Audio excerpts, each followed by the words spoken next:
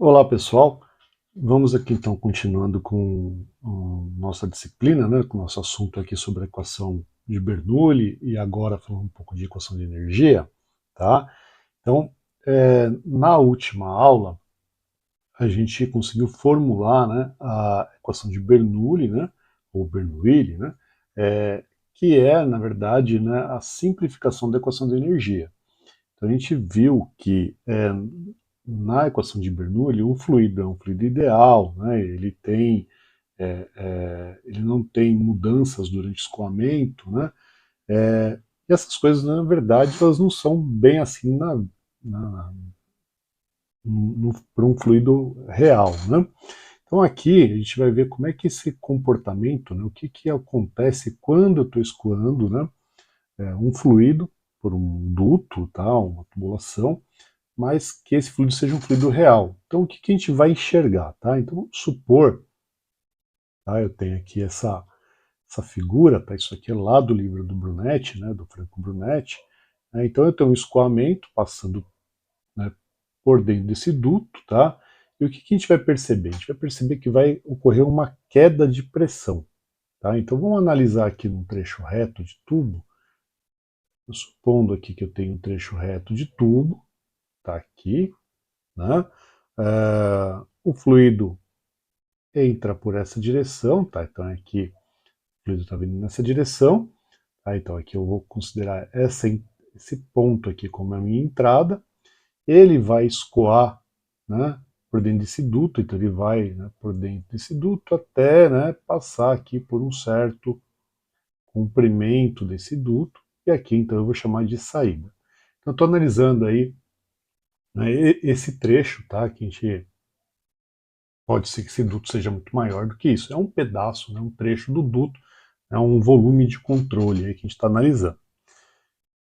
Ok, se eu pegar aqui, né, neste duto e colocar alguns piezômetros, né, lembra piezômetro, né, ele está verificando a pressão estática do local. Né, então se eu vier aqui, nessa posição, colocar um piezômetro aqui, um pouquinho mais para frente, um outro piezômetro, um pouco mais adiante, um outro piezômetro, e assim sucessivamente, tá? Vou colocando piezômetros aqui, instalando piezômetros, e vamos supor aí, né, só para facilitar a nossa vida, que o fluido que está escoando por aí é um líquido, né, porque se for um gás não vai dar certo, que o gás vai escapar aqui, né, tá? Até a minha saída. O que eu vou perceber? Eu vou perceber o seguinte, conforme esse fluido vai escoando nessa direção aqui, né, tá? A minha coluna, né? Então essa coluna, que é a pressão estática na posição, supondo que, né, aqui é a minha linha de centro, né? Tá o centro do tubo aqui, né? Tá? Então a minha coluna, meu H, ele vai variando conforme eu vou me distanciando. Então conforme eu vou me distanciando, né, da entrada, esse valor de H ele vai diminuindo, ok? Então a gente pode até traçar aqui o que a gente chama de linha de energia, né? Linha de pressão, na verdade, né? Tá? Que é esta linha aqui. Opa, vamos fazer de novo aqui.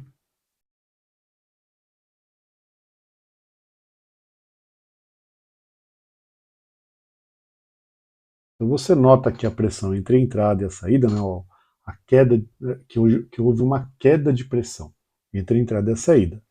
Né? Então, uma instalação qualquer, se eu colocasse, por exemplo, aqui nessa figura, se eu colocasse um manômetro aqui, checasse uma certa pressão inicial, lá na saída, independente se ele é um trecho reto ou não, né, para um trecho de tubo, né, um trecho de tubulação, eu vou enxergar que essa pressão caiu. Houve uma queda de pressão, houve um ΔP entre a entrada e a saída. Tá? Por que isso daí ocorre? Isso ocorre por vários, né, por uma série de motivos, né, que são quais? Primeiro, como o fluido é real, então se o fluido é real, agora o fluido tem viscosidade. O fato do fluido ter viscosidade vai fazer então com que, né, ele tenha, né, o atrito, né, na passagem dele pelo duto, né? Então ele está tentando impedir o movimento. Então você está perdendo um pouco de energia.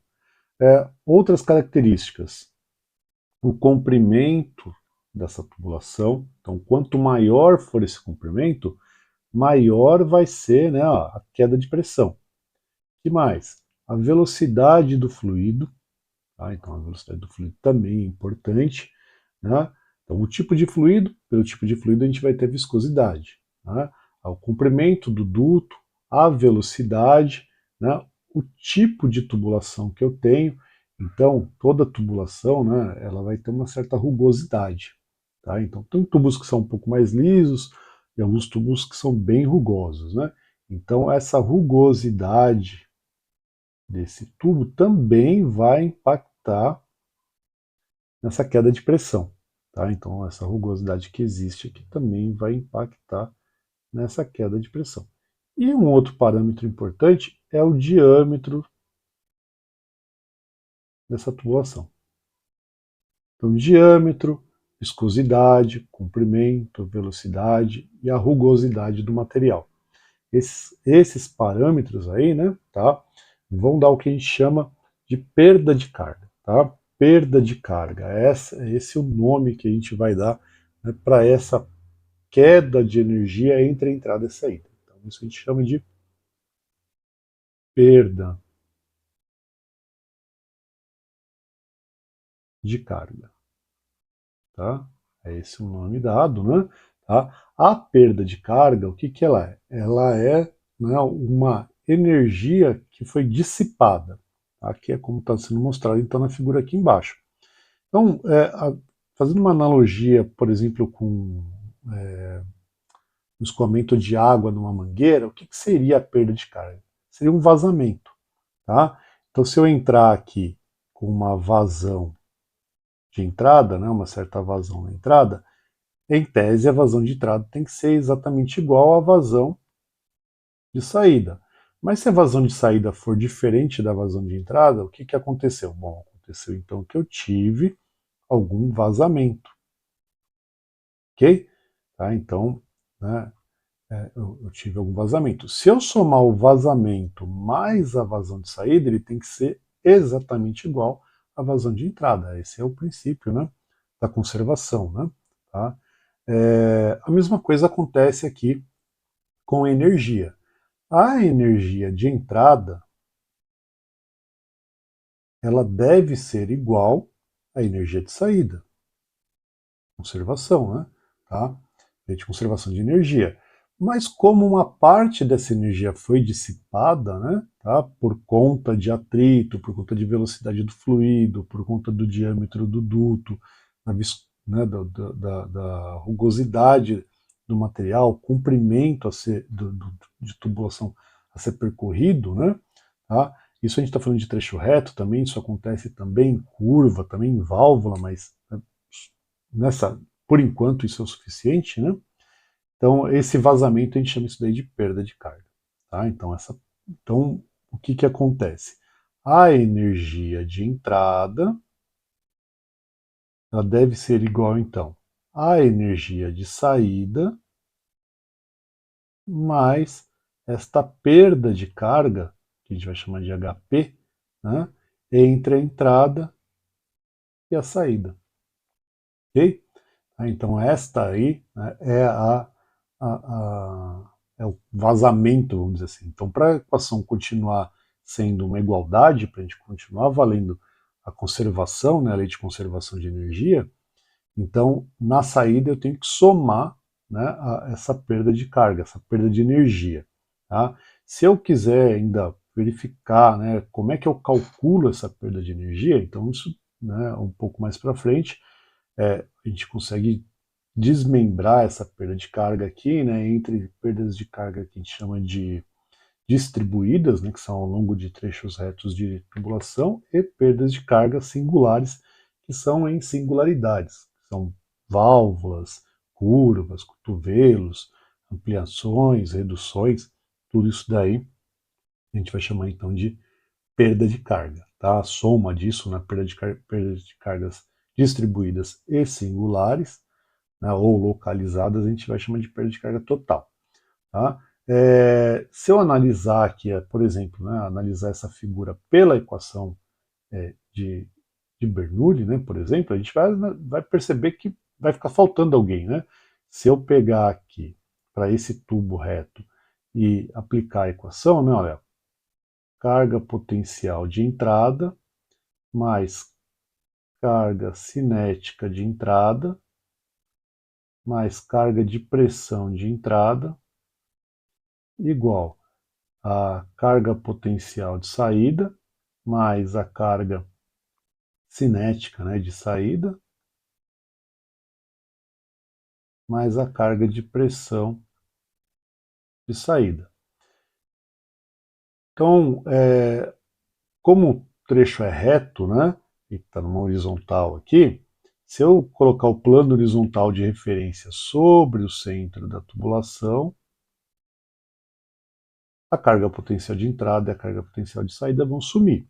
Como as velocidades entre entrada e saída são iguais, por quê? Porque ele entrou com uma certa velocidade, num certo diâmetro de entrada, e a saída tem o mesmo diâmetro, então tem a mesma área, e pela equação da continuidade, vazão é velocidade vezes área, e portanto, então a velocidade vai ser a vazão dividido pela área.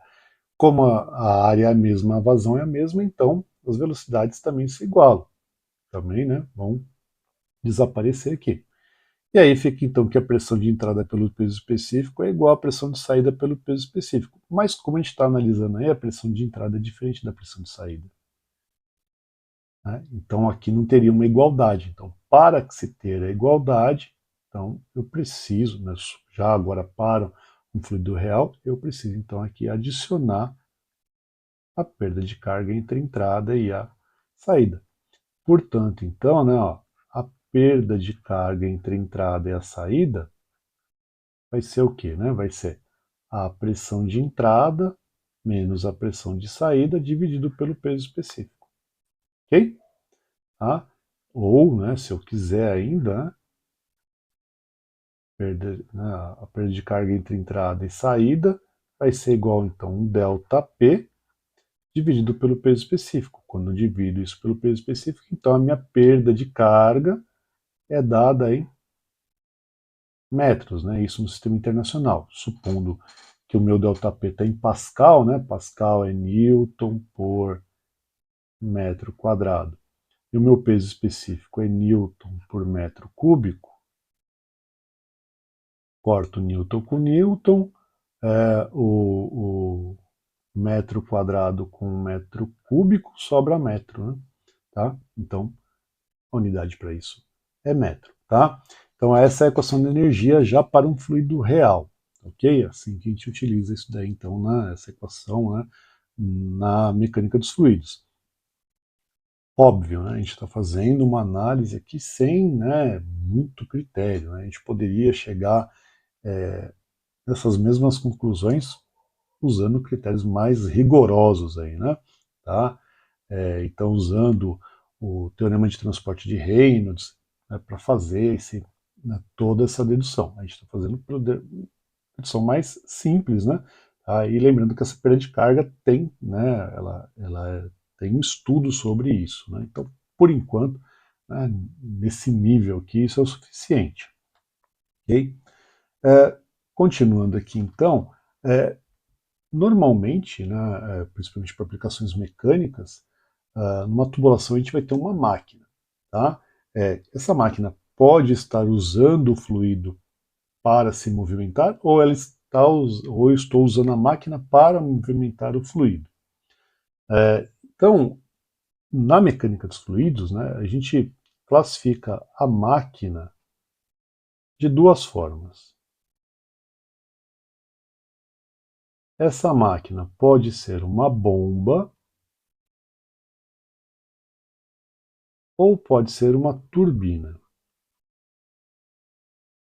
Quando que essa máquina será uma bomba?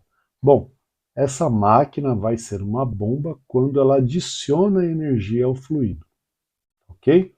Tá? Então, quando ela adiciona energia ao fluido, a gente classifica isso daí como uma bomba. Então, um ventilador também, né, adiciona energia ao fluido. Então, se eu tiver genericamente, né, um ventilador, eu posso modelar aqui na equação como sendo uma bomba.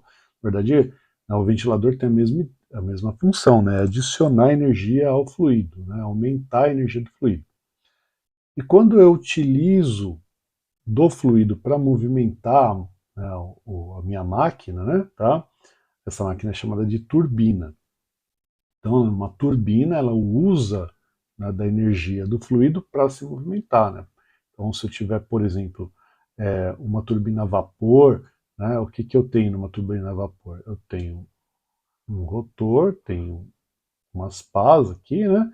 E aí eu tenho um ejetor aqui, né? Vou fazer alguma coisa bem simplificada, que vai estar passando um vapor por aqui, né? E esse vapor está a alta velocidade, e se choca aqui com a pá, fazendo então com que a pá, né, se movimente. Como ela está solidária ao eixo, né, então eu giro, né, um conjunto de pás aí, né, que vai receber esse vapor.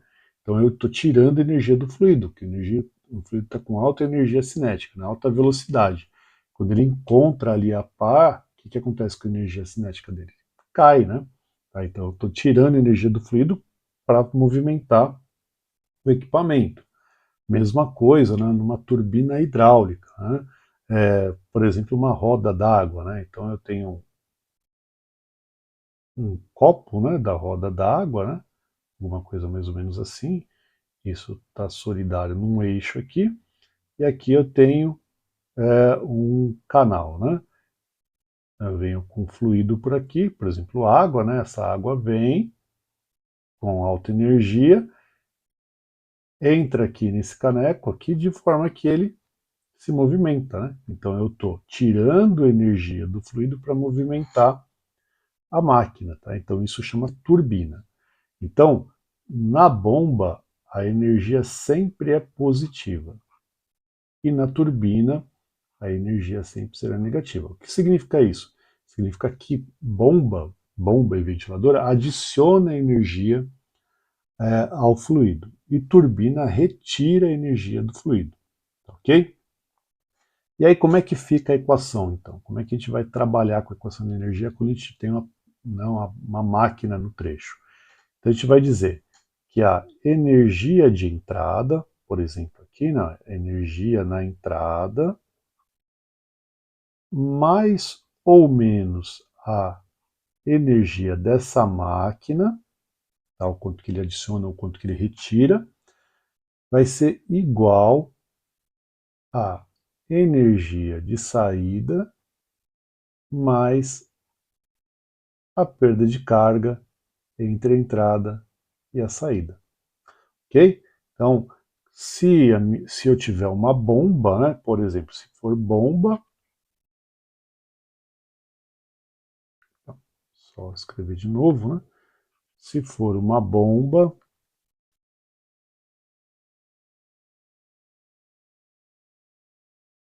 então a equação vai ficar assim, ó, energia de entrada mais a energia da bomba é igual a energia de saída mais a perda de carga entre a entrada e a saída. E se for uma turbina, energia de entrada menos, né, a energia da turbina é igual à energia de saída mais a perda de carga entre a entrada e a saída. Ok? Então, a gente está adicionando uma máquina no trecho. Então, essa máquina ela vai ou adicionar energia ao fluido ou ela vai retirar a energia do fluido. Como ela está na entrada, então é por isso que a gente está colocando ela do lado esquerdo da equação. Ok? Essa máquina, né, essa bomba ou essa turbina, a gente pode, né, calcular a potência dela, pode calcular algumas coisas. Né? Então aqui, né, tem um exemplo, o fluido está entrando por aqui, né, está entrando nessa direção. Deixa Deixa eu só mudar aqui, né? Então ele entra por aqui, tá? E aí eu tenho uma bomba que vai adicionar energia ao fluido. Como é que eu calculo essa potência? Então, antes da gente calcular a potência da bomba, a gente tem que verificar como é que a gente calcula a potência do fluido, né? Então, a potência do fluido, que a gente vai chamar de N, ela é igual ao peso específico desse fluido, vezes a vazão desse fluido, vezes a carga, né, a energia desse fluido, tá? Então, isso aqui é potência de fluido.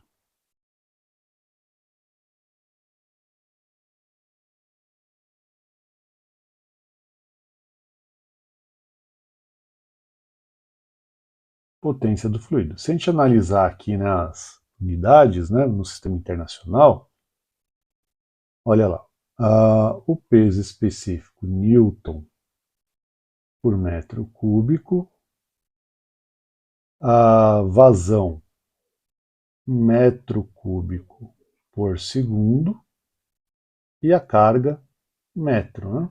Ok? Então vai cortar esse metro cúbico com esse metro cúbico, vai ficar Newton vezes metro é joule por segundo. E joule por segundo é watt. Tá aí, ok? Então é dessa forma que a gente calcula a potência do fluido. Então vamos supor que, por exemplo, essa bomba aí que está demonstrada, que ela tivesse uma eficiência de 100%. Né?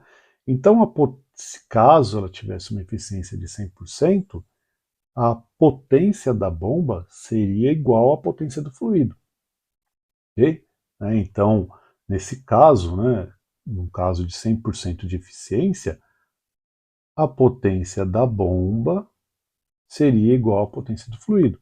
Né? Então, essa carga aqui, né, ó, essa carga de energia da bomba é igual à carga de energia do fluido. Mas a gente sabe que, né, a gente tem perdas, né? Tá? Então, a bomba ao funcionar, né, qualquer equipamento, ele não vai ter 100% de eficiência.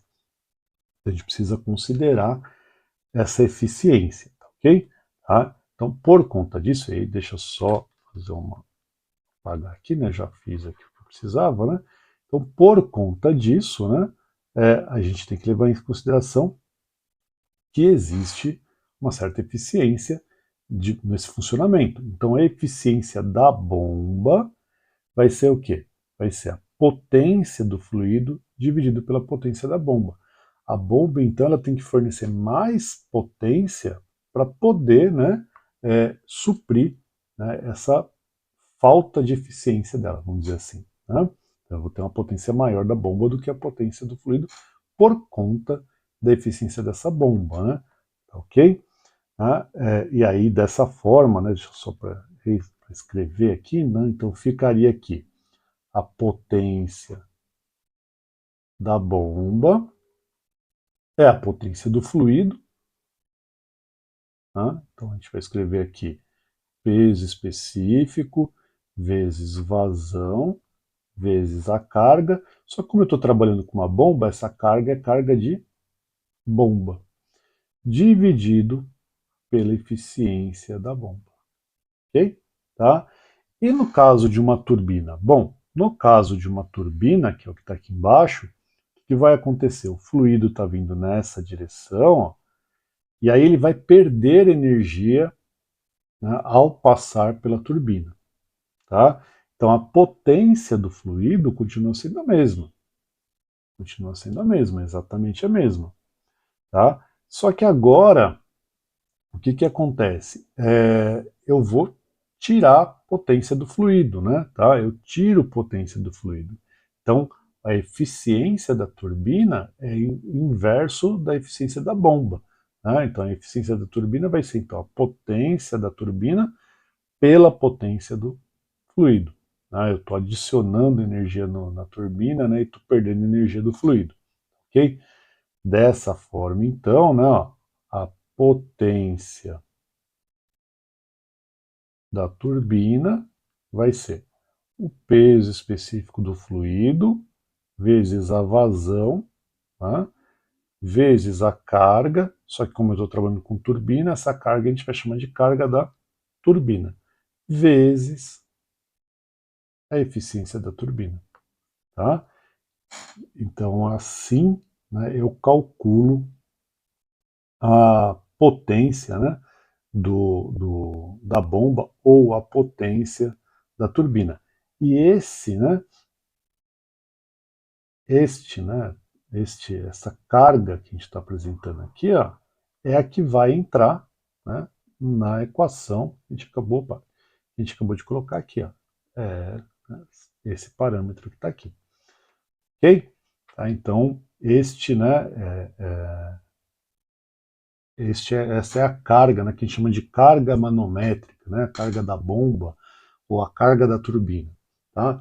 Então, importante, né, relembrar, né, muitas vezes a gente não vai trabalhar com cavalo vapor, né, ou algumas vezes a gente trabalha com cavalo vapor, ou algumas vezes a gente trabalha com watt, ou algumas vezes a gente trabalha com HP, e aí é importante a gente ter uma correlação entre as unidades. Né? Então, um cavalo vapor, né, aproximadamente aí 735 watts, lembrando que um cavalo vapor ele é igual a 75 kgf vezes metro por segundo. Tá? Essa é a definição de cavalo vapor. Né? E né, isso também, né, é igual a 0,986 aproximadamente, né, 0,986 HP. Tá ok?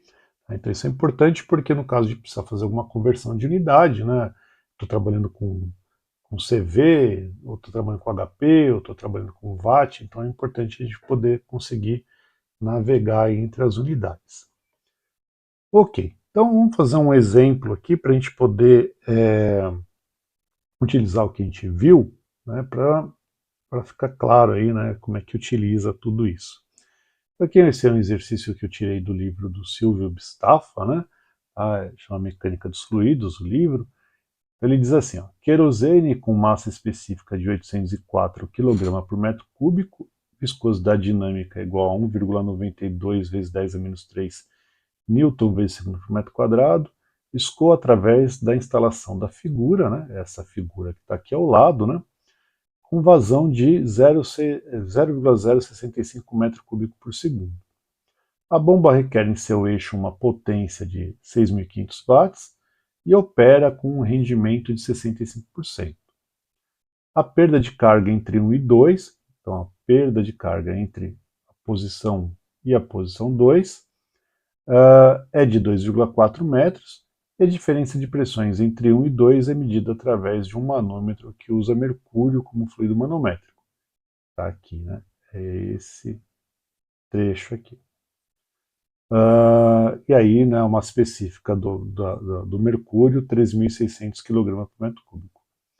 Considerando que a aceleração da gravidade seja de 10 metros por segundo ao quadrado, né, uma simplificação para ficar fácil o cálculo, né, então pede-se a altura manométrica da bomba, a diferença de pressão, né, entre 1 e 2 e a altura H no manômetro em U. Né, o manômetro em U é esse aqui, onde, né, ele parte de 1 e vai até 2. Então vamos lá. Ok, então ó, a primeira pergunta dele aqui, né, é para a gente calcular aqui, né, qual que é a altura manométrica na bomba.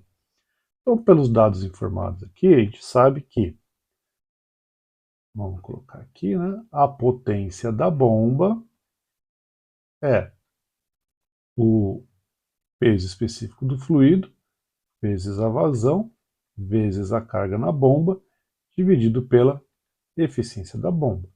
Sendo assim, então, né, o que eu quero saber é a carga na bomba, então a carga na bomba será igual, né, a potência da bomba vezes a eficiência da bomba, dividido pelo peso específico vezes a vazão. Dessa forma, a gente tem que, então, HB, né, vai ser igual. Potência da bomba informada é 6.500, a eficiência informada é de 0,65, né, 65%. A massa, desculpa, o peso específico, né, a massa específica vezes a aceleração da gravidade. A massa específica informada é de 804 kg por metro cúbico, a aceleração da gravidade para usar é 10, né? E a nossa vazão 0,065 metros cúbicos por segundo. Então, isto daqui, ó, é o peso específico, né? Realizando a conta aí, né, eu já fiz isso antecipadamente, né, isso daqui dá 8,08 metros, ok? Então, a carga manométrica na bomba é de 8,1 metros aproximadamente. Tá? Então, essa é a carga manométrica na bomba.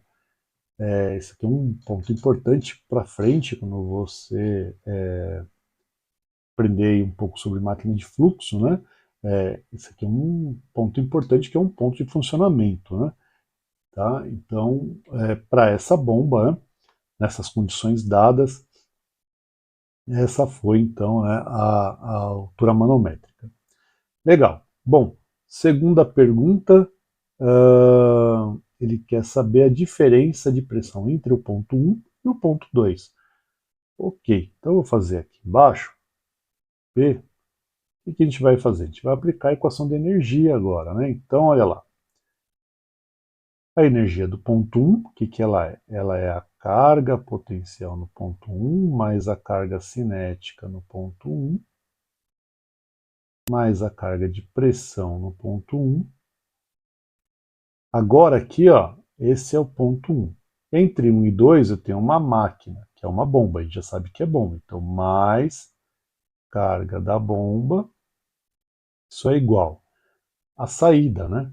Na saída, a gente tem lá no ponto 2 a carga potencial do ponto 2 mais a carga cinética do ponto 2 mais a carga de pressão do ponto 2. E aí, entre 1 e 2, a gente tem uma perda de carga, já dada, né? HP entre 1 e 2. Tá? Então, essa é a equação aí que rege, né, o que está acontecendo nesse trecho que a gente está analisando. Aqui, para a gente começar a trabalhar, a gente precisa, né, primeiro adotar um plano horizontal de referência. Então, vamos adotar um plano horizontal de referência em alguma posição, né? Vamos colocar na entrada, né? Por que colocar na entrada? Porque, né, o plano horizontal de referência, de preferência, né, a gente coloca numa posição onde a gente consiga eliminar uma das cotas, né, e que a outra fique positiva. Tá? Eu poderia colocar em qualquer posição, desde que eu consiga trabalhar, né, com as cotas, né, que são as cargas potenciais. Então, no caso aqui, eu colocando o plano horizontal de referência nessa posição, o que eu faço? Eu elimino essa cota de entrada. Tá? Então, a cota de entrada, ela sumiu aí, né? Ok, vamos lá. O restante, né, se a gente analisar o restante aí, não vai sair, né? Porque existe velocidade na entrada. Essa velocidade da entrada é diferente da saída, porque os diâmetros dos tubos, né, são diferentes. A pressão existe, né? A gente até quer calcular ela, né? Então, o restante não vai sumir. Ok, bom, a velocidade não é dada, mas a gente tem como calcular a velocidade. Pela equação da continuidade, né? A gente sabe que vazão é velocidade vezes área, então a velocidade será a vazão dividido pela área. Então eu vou calcular a velocidade em 1 aqui, né, na posição 1.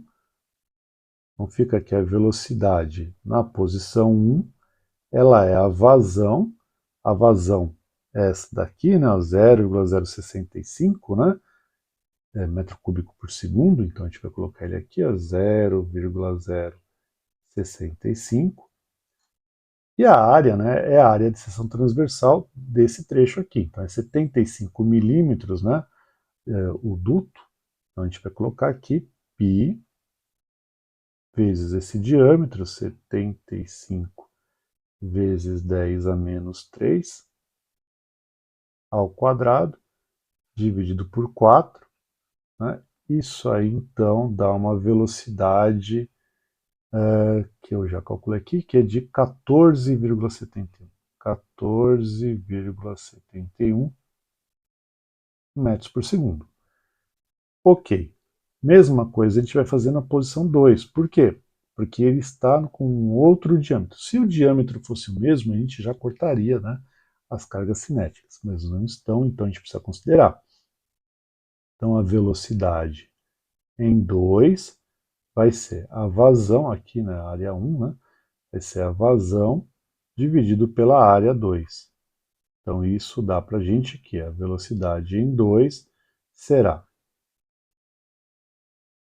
0,065, que é a vazão, né, metro cúbico por segundo, dividido pela área 2, né, a área de seção transversal. Π vezes o diâmetro 2 é 150, né, 150 milímetros, precisa passar para metro, né, por isso que vezes 10 a menos 3, ao quadrado, dividido por 4. Isso então dá para a gente aí uma velocidade em 2 de 3,68 metros por segundo.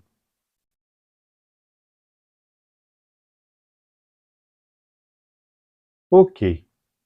Então, a gente tem as velocidades, né? Então agora aqui a gente pode arrumar um pouco a equação, né? Para a gente poder trabalhar. Como eu quero 1 menos 2, eu vou passar a pressão 2 para o outro lado, né? Então vai ficar pressão 1 menos pressão 2, dividido pelo peso específico, vai ser igual, então, a cota 2 mais a velocidade 2 ao quadrado, menos a velocidade 1 ao quadrado, dividido por 2g, menos o HB, né? Porque está somando aqui, passa para o outro lado ali, né? Passa subtraindo aí, né? Tá aí, menos HB. Ok, substituindo todo mundo, então aqui eu vou chamar isso aqui de HP, tá? Só para a gente não ficar carregando tudo isso aí, né? Então fica lá, HP não, desculpa, não, ΔP, né? ΔP pelo peso específico, lembrando que esse ΔP vai ser P1 menos P2, né? Igual, então a cota 2, que é a da plano horizontal de referência até o ponto 2, é de 1,5, a gente vai considerar esse valor aí, 1,5, mais a velocidade 2 calculada é 3,68 ao quadrado, menos a velocidade 1, 14,71 ao quadrado, dividido por 2 vezes 10, porque no problema ele disse para a gente usar 10 como aceleração da gravidade. E a nossa carga na bomba é de 8,08 metros, que é aquele que está ali. Então, menos 8,08 metros. Ok? Beleza. Então, vamos lá, né? Então, é isso que a gente tem aqui de condição, né? Tá? Para a gente poder calcular aqui.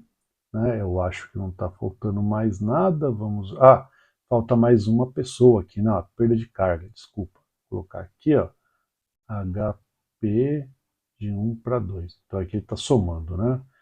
A perda de carga informada, de voltar no problema, ele diz aqui, ó, perda de carga entre 1 e 2 de 2,4 metros. Então, voltando aqui, 2,4 metros. Ok. Então, isso dá que o nosso ΔP será igual a isto daí. Aqui, bom, aqui a gente vai fazer mais uma coisinha, que a gente vai aproveitar isso daqui, já vamos fazer, só voltar um pouquinho, só para a gente, como ele quer saber já a perda de pressão, lembrando que, fazer aqui nesse cantinho, né, ó, a pressão é peso específico vezes altura, só para não ter que fazer mais um passo, né? Então, o que vai dar aqui de resultado é uma carga, né? Tá? Então vai dar uma carga, vai dar um valor em metro. Mas eu quero isso daí em diferença de pressão. Então eu preciso multiplicar pelo peso específico. Então eu já vou pegar aqui, ó, e já vou também aproveitar e já vou passar esse peso específico para cá, tá? Quem é o peso específico? O peso específico do fluido bombeado, que nada mais é do que, eu vou colocar até, vou fazer aqui, ó, entre parênteses, isso tudo, né? Tá? Isso eu vou multiplicar pelo peso específico, então vai multiplicar aqui, né? Porque ele passa multiplicando, é esse valor aqui, ó, o fluido bombeado é querosene, então vai ser o 804, né? 804 vezes 10, tá? O que eu fiz aqui é só para já passar direto aqui e já dar o resultado, né? Então, isto, né, calculado, dá menos 115.149,56 Pascal. Isso aqui é metro, aqui vai dar Newton por metro cúbico, vai dar, né, então, o resultado, para ficar fácil de entender, o resultado dessa conta aqui, dentro do parênteses, vai dar metro. O resultado desta conta aqui é Newton por metro cúbico. Então, simplificando, hein, cortando todo mundo, vai dar Newton por metro quadrado, e Newton por metro quadrado é Pascal. Ok? Dividindo isso por 1000, né, vai ficar então que o nosso ΔP é menos 115,15, né, quilopascal. Ok? Então, essa é a resposta. Por que deu valor negativo? Porque, como é 1 menos 2, a posição 1 é a entrada da bomba. Na entrada da bomba, a gente chama isso aqui de sucção. Ok? Então aqui a pressão é negativa. Na saída da bomba, a gente chama isso de recalque, que é a saída da bomba. Se eu fizesse 2 menos 1, seria o mesmo valor, só que com o sinal trocado. Seria então 115 quilopascal. Como a gente está fazendo 1 menos 2, então pelo fato de ser 1 menos 2, então ele ficou aí como sendo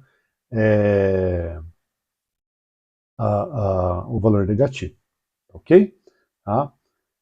Bom, então com isso daí a gente conseguiu checar lá, né, o que a gente viu aqui, né, da nossa aula de hoje. Ele ainda pede altura H no manômetro em U. Essa altura H no manômetro em U, né, isso daí é a manometria, né? A gente pode fazer aqui nesse pedaço aqui, é a letra C. Então aqui eu vou fazer o seguinte, eu posso andar de 1 para 2 ou de 2 para 1, lembra, né? Essa é uma equação manométrica. Então eu vou partir aqui do ponto 1, né? Se eu partir do ponto 1 para lá, eu vou, né, andar nessa direção aqui. Mas eu já sei que isso daí vai dar valor negativo, né? Então eu vou andar da posição 2 para a posição 1. Eu posso caminhar aqui dessa posição para baixo. É indiferente, né? O valor vai ser o mesmo, né? O problema só, né, é sinal trocado ou não. Então vamos lá. Então eu vou fazer aqui, ó. Eu vou sair lá da posição 1. Na posição 1 eu tenho uma pressão, que eu vou chamar de P1, né? Mais aqui, né, eu tenho um fluido manométrico, né, que tem um peso específico, que é o peso específico do mercúrio,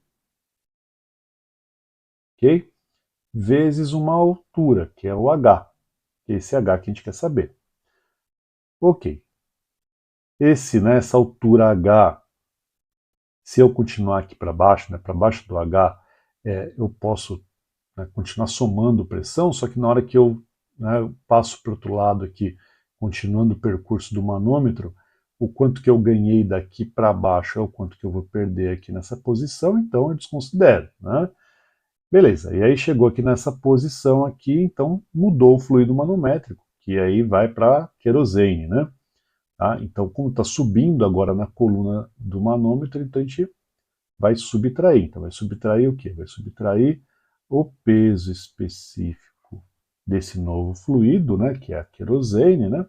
Tá? Aqui é a querosene que tem aí dentro, né? Ok? vezes o mesmo H. Ó. Esse trecho aqui, e aí, desculpa esse tanto de rabisco, né, mas faz parte, né? Aqui, ó, é o mesmo trecho, né, o mesmo H. Então, aqui vezes o mesmo H, menos o restante lá do meu manômetro, né, que é peso específico de querosene vezes a altura, que é de 1,5. 1,5. Ok? Isso é igual à pressão P2, que é a pressão que está aqui em cima. Você pode perguntar assim, mas e esse trechinho aqui que a gente desconsiderou? Esse trechinho ele vai sumir, né? Porque aqui no ponto 1 até chegar na coluna de mercúrio, eu estaria somando esse trecho aqui. Né? Deixa eu fazer aqui com... Estaria somando esse trecho. Mas do outro lado, eu ia estar subtraindo ele. Então, na verdade, ele, né, automaticamente já sumiu aí. Né? Por isso que a gente não está considerando esse valor. Ele não é importante para a gente porque ele vai desaparecer. Ok, então aqui, ó, eu ao invés de fazer P1 menos P2, eu vou fazer P2 menos P1. Então fica aqui P2 menos P1 vai ser igual, então, ao peso específico do mercúrio vezes a coluna H, menos o peso específico da querosene, vezes a coluna H, menos o peso específico do querosene, vezes 1,5. Ok? Então aqui já deu para perceber, né, que eu posso colocar um H em evidência aqui, porque vai, né, aparecer aqui esse H, né, duas vezes para mim aqui. Então fica aí, né, P2 menos P1, P2 menos P1 é 115,15, né, quilopascal, ou 115.149,56 pascal, né, tá? Então eu posso simplesmente colocar aqui, ó, 115.149,56 vai ser igual. Aqui eu posso colocar aqui o peso específico do mercúrio. Peso específico do mercúrio vai ser a massa específica dele vezes a aceleração da gravidade. O informado aqui, ó, foi que a massa específica do mercúrio é 13.600, tá? Então eu vou fazer aqui no cantinho para você, para depois não ter que colocar lá, né? Então vai ficar aqui, né? Ó, peso específico do mercúrio, 13.600 vezes 10, portanto 136 mil, ok? Então aqui fica 136 mil vezes H menos do querosene, né? É o 804 vezes 10 aqui, né? Então dá 1.040, né? Vezes H menos querosene de novo, né? 8.040 vezes 1,5. Tá? Aqui eu tenho H e H, posso colocar esse daqui em evidência, né? E aí faço 136 mil menos 8.040, né? E aqui esse 8.040 vezes 1,5, eu calculo isso e passo para o outro lado somando. Então, fazendo essa conta aí, né? A gente vai chegar então, né, que a altura é aproximadamente igual, né, a 1 metro. Ok? Tá? Então, aproximadamente igual a 1 metro. Né? Aí aqui, só para não ficar fazendo passo a passo, né, mas aqui já está bem claro, né? Você vai fazer aqui 8.040 vezes 1,5, passa somando, e né, o H fica em evidência, fica 136 mil menos 8.040, o resultado passa dividindo. Então isso daí vai dar aproximadamente 1 metro, ok? Tá? Então, dessa forma aí, a gente então, verificou hoje equação de energia, né? Falamos da perda de carga, que já pensando então no fluido real, né? A equação de Bernoulli era um fluido ideal, e já adicionamos também uma máquina no trecho. Então a gente viu a equação de energia com perda de carga, né? E com uma máquina no trecho. Ok? Então uma próxima aí.